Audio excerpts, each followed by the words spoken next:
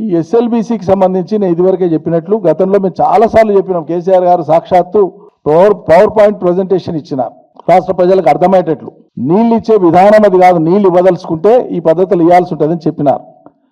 మరి అలా మీరు ఎప్పుడు ఏ ప్రాజెక్టులు మొదలుపెట్టినా సమైక్య రాష్ట్రంలో కాంగ్రెస్ కానీ టీడీపీ కానీ సమైక్య పాలకులుగా ఉండేవాళ్ళు ఎవరు మొదలుపెట్టినా ఏ ప్రాజెక్టు యొక్క ఫలితం మీరు 3-4 సంవత్సరాలలో ఇచ్చినటువంటి దాఖలాలు ఎక్కడా లేవు. పక్కల సున్నా పెట్టి 30 ఏళ్లకో 40 ఏళ్లకో ఇచ్చినారు. మీరు 3-4 ఏళ్లకు ఫలితాలు ఇచ్చి సాగునీటి వసతి కల్పించి ప్రజలకు సాంత్వన ఇవ్వాల్సింది పోయి 30-40 ఏళ్ల కాలం పాటు తెలంగాణ ప్రాజెక్టులను సాగదీసింది. మీరు ఈ అనుభవంతోనే ఈ చేదు జ్ఞాపకాలతోనే ఎస్ఎల్బీసీని మీరు ఇవ్వరు, ఎన్నేళ్ళైనా ఇది ఇంతే అని చెప్పినాం. అనుకున్నట్లే 20 ఏళ్ళు దాటిపోయింది. మరి అలా ఒక అద్భుతమైనటువంటి కాళేశ్వరం ప్రాజెక్టును కట్టి 3 ఏళ్ల లోపల 38 లక్షల ఎకరాలకు సుమారు 40 లక్షల ఎకరాలకు నీళ్ళు ఇచ్చేటువంటి ప్రాజెక్టును వేగవంతంగా పూర్తి చేసి ఫలితం ప్రజలకు ఇస్తే ఎక్కడ లేని ఏడుపు ఏడుస్తున్నారు ఆ రోజు నుంచి ఈ రోజు వరకు. మరి ఈరోజు ఒట్టెం పంప్ హౌస్ మునిగిపోయినా, సుంకిశాల గోడ పడిపోయినా, ఇంకో ప్రమాదం జరిగినా కేంద్ర ప్రభుత్వం ఎన్నడూ కూడా స్పందించరు. ఆ పార్టీకి సంబంధించిన వాళ్ళు కూడా ఎప్పుడు స్పందించరు. ఏ రకమైన కమిషన్లు వేయరు. ఏం ల్యాబ్స్ జరిగింది, ఏం లోపం జరిగింది అనేటువంటిది ఏం చేయరు. ఇలా ఎస్ఎల్బీసీలో కూడా ఈ లోపం జరిగితే ఏం జరిగిందని కమిషన్ ఎందుకు వేయలే?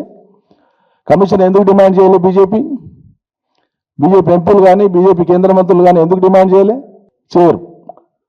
అంటే కాంగ్రెస్కు కొద్దిగంత నొప్పి అయితే వీళ్ళు బాధపడతారు, వాళ్ళకు ముళ్ళు గుచ్చుకుంటే వీళ్ళు బాధపడతారు. ఢిల్లీలోనేమో కాంగ్రెస్ బీజేపీలు బద్ధశత్రువులు, కానీ తెలంగాణ రాష్ట్రంలో మాత్రం కాంగ్రెస్ బీజేపీ కలిసే ప్రయాణం చేస్తున్నాయని చెప్పడానికి 100 ఉదాహరణలు ఇవ్వచ్చు. కొత్తగా ఇవ్వాల్సింది కాదు, 100 ఉదాహరణలు ఇవ్వచ్చు. మన కళ్ళ ముందు ఉన్నాయి. మరి కాళేశ్వరం మీద చూపినటువంటి అత్యుత్సాహము ఎస్ఎల్బీసీ మీద ఎందుకు చూపించలేదు? ఒక్కనాడు కూడా ఎందుకు మాట్లాడలేదు? ఇక్కడ విఫలమైన ప్రాజెక్టులు కానీ నీట మునిగిన ప్రాజెక్టుల మీద కానీ ఎందుకు మాట్లాడలేదు?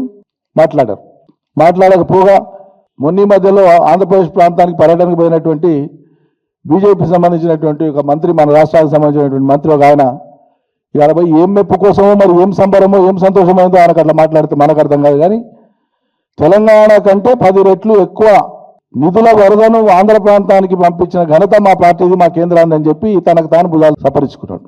ఎవరిని పొగుడుతున్నావు లేకుంటే ఎవరిని అవమానిస్తున్నావు నాకు అర్థం కాదు. సిగ్గనిపించాలి కదా. తెలంగాణలో ఒక ప్రాజెక్టు కోసం కూడా 10 రూపాయలు తీసుకొచ్చేటువంటి పరిస్థితి లేదు. దానికి తద్భిన్నంగా ఆంధ్ర ప్రాంతానికి అవసరమైన నిధులు ఇస్తున్నాం, కేంద్ర ప్రభుత్వం మాకు అందరు సమానమని మాట్లాడితే అర్థం ఉంది. తెలంగాణ కంటే 10 రెట్లు ఎక్కిస్తున్నాం ఏడవనికే సిగ్గనిపించదా?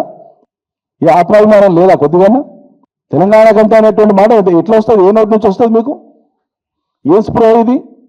ఏం రాజకీయ అవగాహన ఇది? క్షమాపణ చెప్పాలి తెలంగాణ ప్రజలకు బండి సంజయ్ గారు ఇట్లా మాట్లాడినందుకు.